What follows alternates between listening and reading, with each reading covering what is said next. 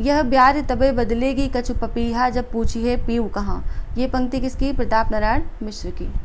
अगला प्रश्न है, इसमें रचनाओं को उनकी भाषा के साथ सुमेलित करना है, काव्य ग्रंथों को। तो मृगावती की भाषा क्या है? अवधी। रूपमंजरी की भाषा क्या है? ब्रजभाषा। हंसावली की भाषा राजस्थानी। कथा रूपमंजरी की भाषा राजस्थानी मिश्रित ब्रजभाषा। अगला प्रश्न है, रेखा चित्रों को उनके रेखा चित्रकारों के साथ मिलाना है। 10 तस्वीरें किसका रेखा चित्र है? तो ये है जगदीश चंद्र माथुर। पथ के साथी किसका है? तो ये महादेवी वर्मा। जंगल के जीव किसका है? श्री राम शर्मा का। लाल तारा रामवृक्ष बेनीपुरी का। अगला प्रश्न है, इसमें आलोचना ग्रंथों को उनके रचनाकारों के साथ सुमेलित करना है। अधूरे साक्षात्कार किसका है? नेमिचंद्र जैन का। काव्य कला और शास्त्र ये किसका है? रांगे राघव का। सहचिंतन किसका है? तो अमृत राय का। साहित्य इतिहास और संस्कृति किसका है? ये है शिव कुमार मिश्र का। अब इसके बाद एक पैसेज है जिसको पढ़ करके आंसर करना है, तो इसको पढ़ना तो बहुत ही मुश्किल है, फिर भी मैं कोशिश करती हूँ आप इसको शायद ध्यान दे पाएँ कि प्रयोगवादी कवियों ने आधुनिक मानव के जीवन में विद्यमान यातना, घुटन, संत्रास, कुंठा और निराशा को अपने काव्य का विषय बनाया है।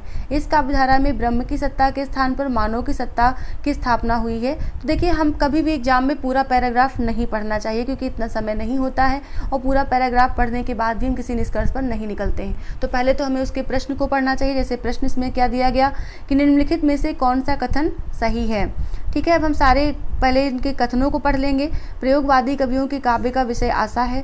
इस काव्यधारा में ईश्वर को महत्व दिया गया है। इस काव्य में वर्जनाओं का वर्णन किया गया है। इस काव्यधारा में मानव की सत्ता की स्थापना हुई है।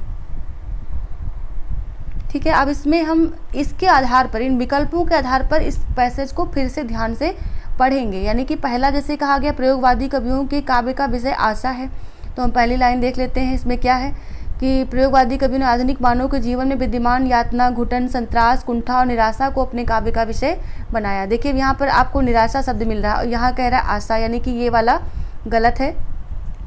ये वाला जो है ये गलत है। और इसी के साथ मैं थोड़ा जूम करती हूँ जिससे आपको दिखाई पड़े ठीक से।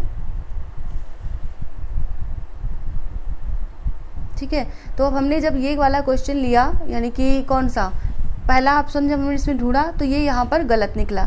अगला ऑप्शन है कि इस काव्यधारा में ईश्वर को महत्व दिया गया। ठीक है, अब इसमें आगे का देख लेते हैं कि इस काव्यधारा में ब्रह्म की सत्ता के स्थान पर मानव की सत्ता की स्थापना हुई। अब आप इसको ध्यान से देखें, मानव की सत्ता की स्थापना की बात हो रही, ब्रह्म की सत्ता की स्थापना की बात नहीं हो रही, यानी कि सेकंड वाला ऑप्शन भी गलत है। अगला है इस काव्य में वर्जनाओं का वर्णन किया गया है। वर्जनाओं का वर्णन किया गया है, अब इसको भी हम ढूंढ लेते हैं। यही नहीं, अपितु इसमें अंधविश्वासों तथा रूढ़ियों का खंडन है तथा वर्जनाओं को नकारा गया है। अब यहाँ पर देखिएगा, नकारा गया है यानी कि वर्जनाओं को नकारने की बात कही गई, यानी कि इसको नहीं माना गया है। तो तीसरा ऑप्शन भी हमारा गलत हो जाता है। अगला है इस काव्यधारा में मानव की सत्ता की स्थापना हुई है। अभी क्योंकि आपने यहाँ पर पढ़ा कि ईश्वर को महत्व दिया गया, तो यहाँ पर ईश्वर के बजाय मानव को महत्व दिया गया था। तो इस लाइन को हम फिर से देख लेते हैं कि ब्रह्म की सत्ता के स्थान पर मानव की सत्ता की स्थापना हुई है, यानी कि हमारा ये लास्ट वाला ऑप्शन ही सही है। इस काव्यधारा में मानव की सत्ता की स्थापना हुई है। इस तरह से हम जो पैराग्राफ वाले क्वेश्चन होते हैं उनको इस तरह से सॉल्व करते हैं, यानी कि पहले पूरे पैराग्राफ को नहीं पढ़ना चाहिए। उससे क्या है कि आपको डर भी लगेगा कि क्या हम सॉल्व कर पाएंगे कि नहीं कर पाएंगे, और इस तरह से थोड़ा सा मुश्किल हो जाता है। तो फिलहाल पहले क्वेश्चन को पढ़ना चाहिए। जैसे इसमें फिर से हम एक बार कोशिश करके आपको दिखाते हैं कि निम्नलिखित में से कौन सा असत्य कथन है। अब आपसे ये पूछा जा रहा है। पहला ऑप्शन देखते हैं, प्रयोगवादी काव्य में वर्तमान जीवन के कटु सत्य को ईमानदारी के साथ व्यक्त किया गया है। इस काव्य में परंपरागत मूल्यों को नवीन संदर्भों में जांच परख की गई है। इस काव्य में प्राचीन मानव जीवन के विभिन्न संदर्भों की उजागर किया गया है। प्रयोगवादी कवि अपने दर्द के द्वारा सबके दर्द को समझता है। अब हमें इसको ढूंढना है। पहले ऑप्शन को लेते हैं कि प्रयोगवादी काव्य में वर्तमान जीवन के कटु सत्य को ईमानदारी के साथ व्यक्त किया गया है। चलिए ढूंढते हैं। क्या कहा गया कि वर्तमान जीवन के कटु सत्य को ईमानदारी से व्यक्त किया गया है और परंपरागत मूल्यों की नवीन संदर्भों में जांच परख की गई है। तो ये दोनों चीज़ें आपको यहाँ पे मिल गई। एक तो सत्य और ईमानदारी को व्यक्त किया गया, फिर दूसरी चीज़ नवीन संदर्भों में जांच परख की गई है। अब दो ऑप्शन आपको यहाँ पर मिल जाते हैं जो कि सत्य हैं। यानी कि ये भी नहीं होगा असत्य और ये भी नहीं होगा असत्य, ये दोनों सत्य हैं। जांच परख भी की गई है और साथ में कटु सत्य को ईमानदारी के साथ व्यक्त भी किया गया है। और अगला जो है कि इस काव्य में प्राचीन मानव जीवन के विभिन्न संदर्भों को उजागर किया गया है। ठीक है, अभी इसको ले लेते हैं, साथ में लेते हैं प्रयोगवादी कवि अपने दर्द के द्वारा सबके दर्द को समझता है। इस वाले ऑप्शन को भी ढूंढ लेते हैं कि आधुनिक युग बोध के परिणाम स्वरूप नई कविता में एक ओर तो जिजीविषा मुखरित हुई है तो दूसरी ओर उसमें यथार्थवादिता एवं लघुमानों की प्रतिष्ठा भी हुई है। इन कविताओं की ये धारणा रही है कि क्यों न हम यथार्थ को अभिव्यक्ति दें जिसे हम भोगते हैं, अनुभव करते हैं, अर्थात जिसे हम आत्मसात कर लेते हैं। व्यापक जीवन की बड़ी बड़ी सैद्धांतिक बातें और तिक्तता के बड़े बड़े फलसफे कला के क्षेत्र में कोई महत्व नहीं रखते। दुख जीवन का कटु सत्य है, जिसका मानव जीवन पर व्यापक प्रभाव पड़ता है। इसलिए यज्ञ जी कहते हैं दुख सबको मांझता है, युग बोध हमें दूसरों से जोड़ता है। इसलिए प्रयोगवादी कवि अपने दर्द के माध्यम से सबके दर्द को समझ लेता है। अब आप देखिए ये वाला ऑप्शन आपको नीचे मिल जाएगा, तो यानी कि ये भी जो है इसमें सत्य कथन में आता है, सत्य कथन में आता है। वो आपसे पूछा गया यहाँ पर असत्य कथन पूछा गया है, इसलिए ये सत्य में आता है, तो यहाँ पर असत्य कथन ये बच गया। इस काव्य में प्राचीन मानव जीवन के विभिन्न संदर्भों को उजागर किया गया है।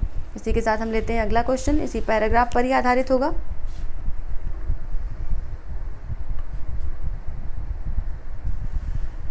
अगला क्वेश्चन है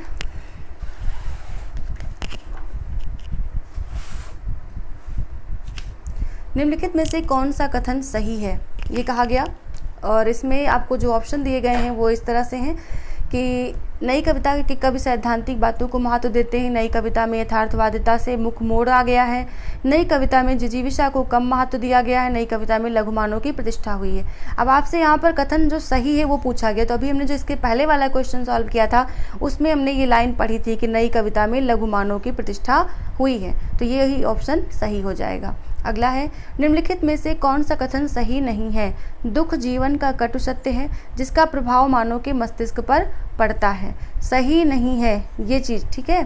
तो दुख जीवन का कटु सत्य जिसका प्रभाव मानव के मस्तिष्क पर पड़ता है, ठीक है। अगला हम लेंगे अभावों, संत्रासों एवं कुंठाओं में भी मानव जीना चाहता है। नए कवियों ने यथार्थ को अभिव्यक्ति प्रदान की, अज्ञेय के अनुसार दुख सबको मांझता है। अब क्योंकि ये सही ही है, उन्होंने कहा ही है दुख सबको मांझता है, नए कवियों ने यथार्थ को अभिव्यक्त किया, ये तो पूर्णतः सत्य है। अभावों, संत्रासों एवं कुंठाओं में भी मानव जीना चाहता है, ये हमने वाक्य की पहली लाइन में ही पढ़ा था, यानी कि जो पैराग्राफ था हमारा उसकी पहली लाइन में पढ़ा था। हम आपको दिखाना चाहेंगे, फिलहाल देख लीजिए कि जैसे कि प्रयोगवादी कवियों ने आधुनिक मानव के जीवन में विद्यमान यातना, घुटन, संत्रास, कुंठा और निराशा को अपने काव्य का विषय बनाया है, ठीक है। तो ये जो है इसमें मानव अपने आप को ढाल लेता है और जीना चाहता है। इसी के साथ हम अगले क्वेश्चन पर आएंगे। अगला क्वेश्चन है नए कवियों की क्या धारणा रही है। दुख का वर्णन करना, यथार्थ को अभिव्यक्ति देना, घुटन, संत्रास, कुंठा और निराशा को अभिव्यक्ति देना या जिजीविषा को स्वर देना, इनमें से क्या धारणा रही है। तो पैराग्राफ के अनुसार आंसर करना था, इसलिए यथार्थ को अभिव्यक्ति देना ये नए कवियों की धारणा रही है। और आशा करती हूँ आप सभी को क्वेश्चन जो है वो समझ में आए होंगे, क्योंकि एक तरह का प्रैक्टिस सेट है। 100 क्वेश्चन को टाइप करके आपको समझाना बहुत मुश्किल है, इतने वो भी यूजीसी नेट के लेवल के प्रश्नों को टाइप करना, ये इसमें बहुत लंबा टाइम लगेगा। तो मैं जो है आपको ऐसे ही प्रश्न बुक के माध्यम से सॉल्व करते हुए देती रहूँगी जब तक कि एग्ज़ाम की मतलब आप एग्ज़ाम में नहीं बैठ जाते, तब तक आप हर क्वेश्चन का रिवीजन कर सकते हैं यहाँ पर। तो पूरा एक सेट आपने 100 क्वेश्चन का सॉल्व किया, जिसमें कि 100 क्वेश्चन कहने के लिए हैं, लेकिन आपको कितने क्वेश्चन मिल गए, लगभग 300 क्वेश्चन आपने सॉल्व कर लिए, ठीक है। तो अब जो क्रम वाले क्वेश्चन आते हैं, अनुक्रम वाले क्वेश्चन आते हैं, उनकी भी ट्रिक मैं अभी आपको देने वाली हूँ। इसके बाद की जो मेरी वीडियो आज की पोस्ट होगी उसमें प्रेमचंद के सभी उपन्यासों के बारे में ट्रिक होगी कि उनके सन को कैसे याद करें और उनके क्रम को कैसे याद करें, या कौन से उपन्यास का कौन सा उर्दू नाम था, किस उर्दू उपन्यास को हिंदी में परिवर्तित किया गया। तो इस तरह से उनके ऊपर जितने भी उपन्यास पे बनने वाले क्वेश्चन हैं प्रेमचंद साहित्य पर, उपन्यास साहित्य पर, उन सभी को हम एक ट्रिक के माध्यम से लेने वाले हैं। तो उम्मीद करती हूँ आप नेक्स्ट वीडियो भी देखेंगे और उसके साथ अपने पूरी जो है सिलेबस को, यानी कि जो प्रेमचंद के ऊपर वीडियो में देने वाली हूँ उसको भी आप तैयार करेंगे। और क्योंकि आप कितना भी पढ़ के जाएं, कितना भी रट के जाएं, लेकिन यहाँ पर जब तक कि आप एग्ज़ाम में उस प्रेशर को नहीं झेल लेते तब तक कि आपके लिए आंसर करना मुश्किल होता है।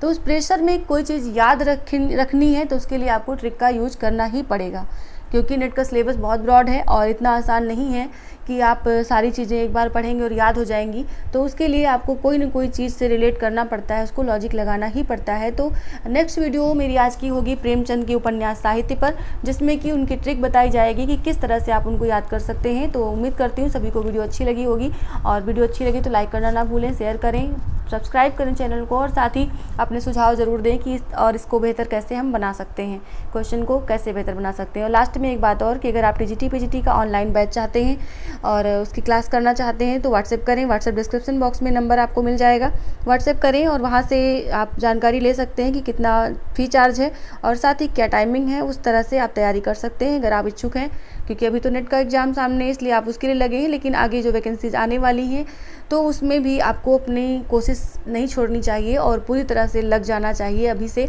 तो ही आप जो है सफलता को प्राप्त करेंगे। सभी को बहुत बहुत धन्यवाद और आभार।